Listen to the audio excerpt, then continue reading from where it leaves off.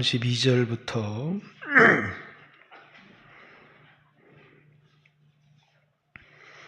42절까지 무화과나무의 비유를 배우라. 그 가지가 연하여지고 잎사귀를 내면 여름이 가까워진 줄을 아나니 이와 같이 너희도 이 모든 일을 보거든 인자가 가까이 곧 문 앞에 이른 줄 알라. 내가 진실로 너희에게 이르노니 말하노니 이 세대가 지나가기 전에 이 일이 다 일어나리라. 천지는 없어질지언정 내 말은 없어지지 아니하리라. 그러나 그 날과 그때는 아무도 모르나니 하늘의 천사들도 아들도 모르고 오직 아버지만 아시느니라. 노아의 때와 같이 인자의 임함도 그러하리라. 홍수전에 노아가 방주에 들어가던 날까지 사람들이 먹고 마시고 장가들고 시집가고 있으면서 홍수가 나서 그들이 다 멸하기까지 깨닫지 못하였으니 인자의 임함도 이와 같으리라. 그때 두 사람이 밭에 있음에 한 사람은 데려가고 한 사람은 버려둠을 당할 것이요 두 여자가 맷돌질을 하고 있음에 한 사람은 데려가고 한 사람은 버려둠을 당할 것이니라. 그러므로 깨어 있으라. 어느 날에 너희 주가 임할는지 너희가 알지 못함이니라. 아멘. 할렐루야. 우리 옆사람과 반갑습니다. 이렇게 인사 한번 나누겠습니다. 잘 오셨습니다. 날씨가 추워서 홍보가 잘 안 돼서 그런지 많이 오지는 못했지만 그러나 한 해의 연말을 하나님 앞에서 말씀 앞에서 우리를 돌아보고 기도할 수 있다는 건 너무나 귀한 축복이다 이렇게 생각합니다. 자, 종말론적인 삶 24장, 25장 걸쳐서 이번 한 주간 짧게 말씀을 나눌 겁니다. 오늘 본문에는 많은 말씀들이 있지만 깨어 있으라 라는 말씀입니다. 깨어 있으라. 그러므로 깨어 있으라. 결론이 이 모든 내용의 얘기를 통해서 우리에게 깨어 있어라. 주님이 언제 우리에게 임할는지 너희가 알지 못하기 때문에 항상 주님이 오실 것을 준비하고 있고 주님이 오실 것을 대비하고 있어라. 오늘 여러분이 깨어있는 사람인지 깊은 잠에 빠진 사람인지를 내가 어떻게 알 수 있느냐. 오늘 주님이 오셔도 주님 맞을 준비가 되어 있으면 깨어있는 사람이고 내가 주님 오늘 오시는데 주님 맞을 준비가 되어져 있지 않으면 여러분들이 뭐라고요? 깊은 잠에 빠져 있는 사람이다. 여러분의 영적 상태를 진단해야 나는 주일도 예배 드리고 있고 나는 기도에도 참석을 하고 있기 때문에 나는 깨어있는 사람 아닐까 이렇게 착각하지 말라는 거예요. 주님이 언제 오실지 알지 못하기 때문에 깨어 있어야 된다 이렇게 얘기하는 그 말은 내가 깨어 있느냐 내가 깊은 잠에 빠져 있느냐를 측정할 수 있는 기준이 뭐냐면 오늘 주님이 와도 내가 그 주님을 맞이할 준비가 되어져 있으면 깨어있는 사람이고 오늘 주님이 오는데 내가 주님 맞을 준비가 전혀 되어져 있지 않아요. 그러면 여러분이 깊은 잠에 빠져 있는 사람입니다. 먼저 우리의 영적 상태를 정확하게 진단하고 내가 깨어있는 사람인지 잠에 빠진 사람인지 왜 그것이 진단이 안 되기 때문에 사람들은 뭐냐면 나 기도도 하고 있고 나는 열심히 청년회도 참석하고 있고 예배도 참석하고 있는데 라고 생각하지만 그냥 여러분 자신이 도덕적인 삶이나 또 주의 일을 위하여 준비하는 모든 삶에 있어서 오늘 나는 주님이 오셔도 나는 부끄럽지 않다. 그러면 깨어있는 사람이고 오늘 그래도 여기 한 50여 명 이렇게 나왔는데 난 그래도 교인들의 4분의 3은 안 나왔는데 4분의 1이 나온 그 중에 내가 기도하러 나왔기 때문에 내가 깨어있는 사람이다. 이렇게 생각하면, 남들과 비교해서 판단하고 생각하면 전혀 안 되고요. 그냥 오늘 주님이 오시면 여러분이 맞을 준비가 되어져 있는가? 오늘 주님 맞을 준비가 되어져 있으면 여러분은 깨어있는 사람이고, 나는 오늘 주님 맞을 준비가 되어져 있지 않다. 그러면 깨어있으라 라고 하는 주님의 이 말씀을 우리가 다시 한번, 이 말씀이 깨어있으라, 이 말이 우리에게 뭘 의미하는 것인지를 잘 들어야 합니다. 깨어있으라는 말은 다른 말로 준비하고 있으라는 말이죠. 마태복음에 계속해서 반복되는 예비하라라는 말입니다. 예비하고 예비하라. 주님이 언제 오실지 모르기 때문에 예비하라, 그런 얘기죠. 자, 이 세상에 예수님이 오실 때 예수님을 기다리고 기도했던 사람들이 있어요. 많은 종교인들이 자신들을 신령한 사람이라고 했지만 그들은 주님을 기다리지 않았어요. 자신들의 도덕적인 삶을 살고 종교적인 행위를 자랑했지만, 그러나 주님의 약속을 붙들고 그 약속은 반드시 이루어진다라는 것을 붙들고 기도했던 사람들이 있어요. 그 사람들이 깨어 있었던 사람이죠. 천지가 없어져도 내가 한 말이 1.1핵도 없어지지 않는다라는 이 말씀은 뭐냐면, 주님의 말씀은 반드시 이루어진다는 겁니다. 자, 심판은 있다 없다요? 사람들이 심판이 있다는 사실을 믿고 싶어 하지 않아요. 심판은 있다 없다요? 있어요. 우리가 하나님 말씀이 있다고 그랬는데 그냥 그렇게 넘어가면 안 되고, 심판은 반드시 있다라는 사실을, 우리가 이 세상을 떠나면 하나님 앞에 이제 믿지 않는 자와 믿는 자의 심판도 있지만, 믿는 사람이 어떻게 살았는지를 받아야 될 심판, 오늘 내가 믿는 사람으로서 왜 나에게 나는 믿었기 때문에 됐어 이렇게 하는 게 아니라, 믿는 우리에게 깨어있어라 이렇게 얘기한 거예요. 믿지 않는 사람에겐 예수 믿으라고 하지만, 여러분과 저처럼 예수 믿고 신앙생활한 사람에게 깨어있어라 라는 이 말이 오늘 우리에게 어떻게 들려야 되느냐. 하나님 말씀은 1.1핵도 없어지지 않고 이루어진다는 것을 우리가 반드시 믿어야 될 게, 하나님 말씀은 반드시 이루어진다는 걸 믿어야 돼요.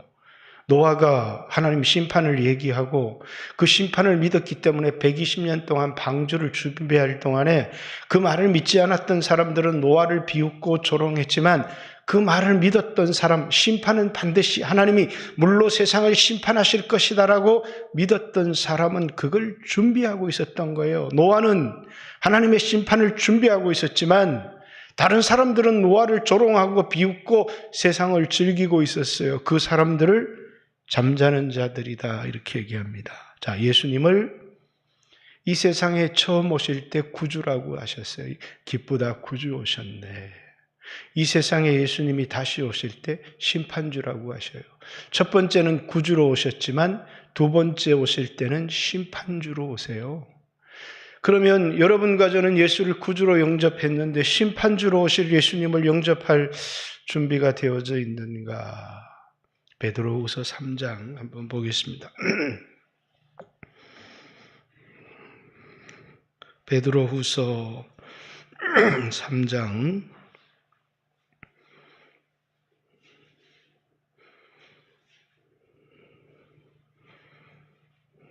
10절입니까?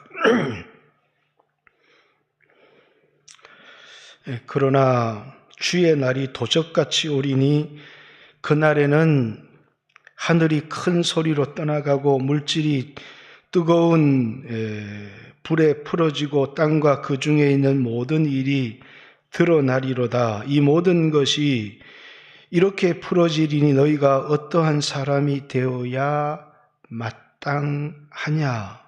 거룩한 행실과 경건함으로 하나님의 날이 임하기를 바라보고 간절히 사모하라. 자, 예수 믿는 사람이 개인적으로 심판의 주님을 기다리는 우리의 자세가 하나님의 날이 임하기를 바라보면서 거룩한 행실과 이 경건함으로 그날을 간절히 사모하고 있어야 된다. 이렇게 얘기합니다. 이 날에 대한 첫 번째 준비는 뭐냐면 우리의 경건이에요. 이 경건은 그리스도를 닮아가는 경건을 얘기를 합니다. 그렇기 때문에 아마 이 땅의 그리스도인들이 가장 이 세상 속에서 빠져서 준비하지 못하는 부분들이 있다면 경건일 겁니다. 저도 개인적으로 이 경건의 부분에 대해서 제가 하나님 앞에 설 준비가 되어져 있는가 라는 생각이 들면 하나님, 저는 아직도 제 마음과 제 생각이 깨끗하지 못한 부분들이 너무나 많습니다. 그래서 주님이 내 마음속에 오셔서 주여 내 마음을, 내 생각을, 내 뜻을 주님이 다스려 주세요 라고 하는 기도를 드릴 때가 참 많습니다. 왜? 우리는 심판의 주님을 맞이할 준비의 첫 번째 준비가 개인적인 경건에 있기 때문이에요. 또 하나는 뭐가 있겠습니까? 복음을 위한 일에 참여하는 거예요. 어떤 사람들은 여기 오늘 본문에도 그 날과 그 시는 아들도 알지 못하고 천사도 알지 못한다고 했어요. 근데 이단들은 뭐라고 얘기하느냐면 그 날을 알아맞히는 것을 한동안 굉장히 그것을 하나님 오시는 것을 준비하는, 그러나 그건 전혀 준비가 아니에요. 준비는 성령의 충만함을 받아서 복음을 위하여서 복음을 위한 일에 참여하는 것. 다시 말해서 이 세상에 믿지 않는 사람들에게 복음을 전파하고 하나님 나라를 위해서 살아가는 것입니다.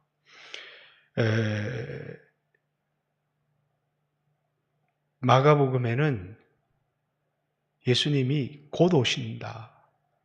그 곧 오신다라는 얘기는 임박한 재림이에요. 이 임박한 재림이 많은 마가의 성도들에게 주어졌던 영향이 뭐냐면 세상 건 별로 소용이 없어. 그러면서 이 세상에 대한 미련을 버리고 그리스도를 기다리는 사람들, 세상 일에 충실하지 않는 사람들을 만들어냈어요. 그런데 이제 주님이 곧 오시지 않는 거예요. 그러면서 이제 마태복음이나 요한복음이나 누가복음에 가면 임박한 재림이 아니라 호련한 재림이에요. 아무도 알지 못하는 사이에 주님이 오신다는 거예요. 그러면 그 사람들에게 요구하는 게 뭐라고요? 준비하고 있으라는 거예요. 깨어 있으라 라는 말이에요. 어떻게 깨어 있어야 되느냐? 이 전체 오늘 종말론을 통해서 다 얘기하겠지만 첫 번째는 뭐라고요? 경건입니다. 거룩한 행실과 경건으로 그분 오시기를 사모하고 기다리는 성도들. 마치 25장에 가면 신부가 신랑을 기다리는 것처럼 자기를 단장하는 것입니다. 우리의 영과 혼과 몸이 그리스도 예수의 날에 흠이 없게 보존되기를, 그래서 우리의 영은 깨끗해. 우리의 육체는 아무렇게 살든 상관이 없어. 우리의 생각이 뭐 어쨌든 우리의 영은 구원받았는 걸 그렇게 말할 수 없는 그리스도인들이 있었다는 거예요.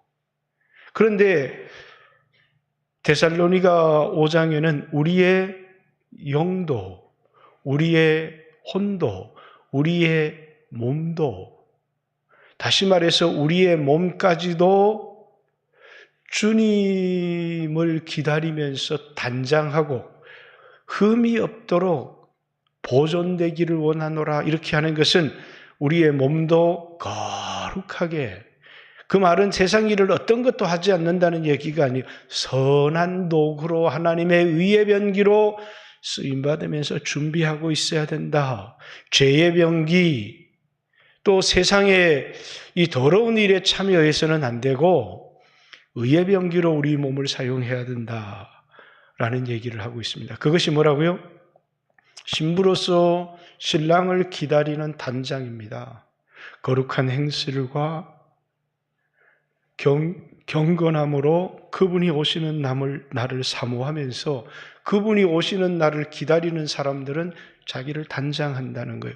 그분이 오시기를 기다리지 않고 심판이 없다고 생각하는 사람들은 언제 주님이 오실지도 모르는데 뒤에 보면 술 먹고 세상을 즐기는 사람들이 나와요. 그러나 주님이 오시기를 기다리는 성도들은 자신의 영과 혼과 몸을 단장하며 거룩한 행실과 경건함으로 하나님을 기다리는 삶을 살아가고 있다라는 겁니다.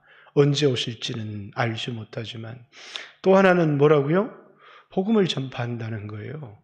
복음을 위한 일이라면 무엇이든지 참석해요. 하나님 나라의 확장을 위해서 성령의 충만함을 받아서 그 사람이 삶의 어떤 자리에 있든지 복음을 위해서 살아가더라. 자, 저는 인생을 살아가면서 인생에 많은 문제들을 겪을 때가 많아요. 건강의 문제를 겪을 때, 물질의 문제를 겪을 때, 자녀의 문제를 겪을 때, 물론 이제 자녀의 문제를 겪을 때는 자녀를 위한 인생의 목적들을 잠시 수정해 보지만 그럴 때마다 뭐라고요? 어떤 문제가 있을 때마다 그 문제를 풀어가려고 계속 노력하면 우리는 그 문제 속에 계속 빠져요. 계속 그 문제가 우리로 복음을 위하여 살지 못하도록 이 문제만 해결되면 난 복음을 위해서 살 수 있어. 하지만 그 문제가 끊임없이 나를 붙들어요. 그래서 평생에 문제에 붙들려서 신앙생활 때 문제를 위해서 기도하지만 하나님 나라를 위해서 나를 써주세요. 복음을 위해서 나를 써주세요. 나는 가난합니다. 나는 연약합니다. 나는 부족합니다. 그렇지만 오늘 있는 모습 이대로 내가 있는 자리에서 복음을 위하여 쓰임받기를 원합니다. 그래서 복음을 위하여 살면 모든 문제는 해결돼요. 그래서 복음이 문제 해결의 답이에요. 그런데 나는 이 문제를 해결하고 나는 이 문제를 언제나 문제 해결이 앞서요. 인생은 문제 해결이 없을 때가 문제가 없을 때가 단 한 번도 없기 때문에 그 사람은 평생 문제를 해결하는 신앙으로 남아요. 저는 그런 신앙을 갖게 된 데는 나름대로 내가 오늘 인생이 끝나도 복음을 위해 살다가 내 인생을 끝내겠다라고 하는 생각도 있지만 그러나 근본적으로 우리 인생에 일어나는 많은 문제들을 해결할 수 있는 가장 좋은 방법이 복음을 위해서 살아가는 거라고 생각하기 때문이에요. 그래서 사랑하는 성도 여러분, 오늘 깨어 있으라. 나는 오늘도 내 문제를 위해서 기도하다가 가는 인생으로 끝낼 건지 아니면 주님을 기다리는 마치 신랑을 기다리는 신부처럼 오늘 내 경건치 못한 삶을 정리하고 그것이 뭐 어떤 것인지를 모르겠어요. 하나님 이건 해도 되는 겁니까? 목사님 이거는 해도 안 되는 겁니까? 저한테 물어보지 마세요. 여러분의 양심이 찔리면 하면 안 되는 거고 여러분의 양심의 자유를 느끼면 해도 되는 겁니다. 많은 사람들이 양심에 찔리면서도 불구하고 계속해서 뭡니까? 이건 해도 되는 것 같은데 이거는 해도 되는 것 같은데 여러분의 양심에 찔리면 해서는 안 되는 겁니다. 그것이 비록 성경에 허용한 것이라고 할지라도 그것이 양심에 찔리면 그것이 자신의 영혼을 죽이는 것입니다. 그래서 여러분의 양심에 걸리는 것이 있다면 그걸 깨끗하게 버리세요. 그리고 오늘 여러분과 제가 복음을 위한 일에 온 세상의 교회가 마치 잠든 것 같고 자신의 문제를 위해 살아가는 것 같지만 여러분과 저는 깨어서 복음을 위한 일에 참여하는 성령의 충만함을 받아서 나를 위하여 사는 게 아니라 오실 그리스도를 위하여서 복음을 전파하며 하나님 나라의 군사로 살아가는 여러분과 제가 되어졌으면 좋겠습니다. 자, 오늘 메시지는 하나예요. 뭐라고요? 깨어있으라. 깨어있으라. 근데 내가 깨어있는 사람인가? 오늘 주님이 오셔도 나는 그 주님을 맞을 준비가 되어져 있으면 깨어있는 사람이에요. 또 하나, 하나님의 심판은 반드시 있다. 라고 하나님 말씀은 반드시 이루어진다라고 하는 사람은 주님은 반드시 오셔 주님을 기다립니다.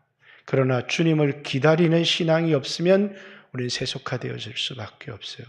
주님을 기다리면서 우리를 단장하는 겁니다. 거룩한 행실과 경건으로 우리 자신을 단장합시다. 뿐만 아니라 복음을 위한 일에 참여하면서 우리가 주님이 오시는 날을 기다리는 여러분과 제가 되었으면 좋겠습니다. 같이 한번 주여하시고 오늘 들은 말씀을 생각하면서 우리 자신이 올 한 해를 살아가면서 깨어있지 못했던 것들이 있다면 회개하고 기도하는 시간을 갖습니다. 같이 한번 주여하시고 하나님 앞에 기도합니다. 주여, 하나님 아버지 감사합니다. 오늘 우리 영광교회가 기도로 깨어있고 한 해의 연말을 말씀 앞에서 하나님 앞에서 먼저 우리 자신을 돌아볼 수 있도록 허락하여 주신 것 감사합니다. 오늘 하나님 앞에서 우리의 영도, 우리의 생각도, 우리의 마음도, 우리의 육체도 모든 더러운 것을 제하여 버리고 하나님 아버지 주님 맞을 그런 준비를 하는 성도들이 되어질 수 있도록 하나님 역사해 주시기를 간절히 소망하며, 하나님 아버지 오늘 우리가 하루하루를 살아가며 수없는 문제에 매여 있는 사람들이 아니라 복음을 위한 일에 참여하며 하나님 아버지 기도하는 영적인 전쟁에 참여하며 살아가는 귀한 성도들 될 수 있도록 하나님 역사해 주시고, 한 해를 돌아봅니다. 반복되는 죄 가운데서 벗어날 수 있도록 하나님 도와주시고 매였던 문제에서 벗어날 수 있도록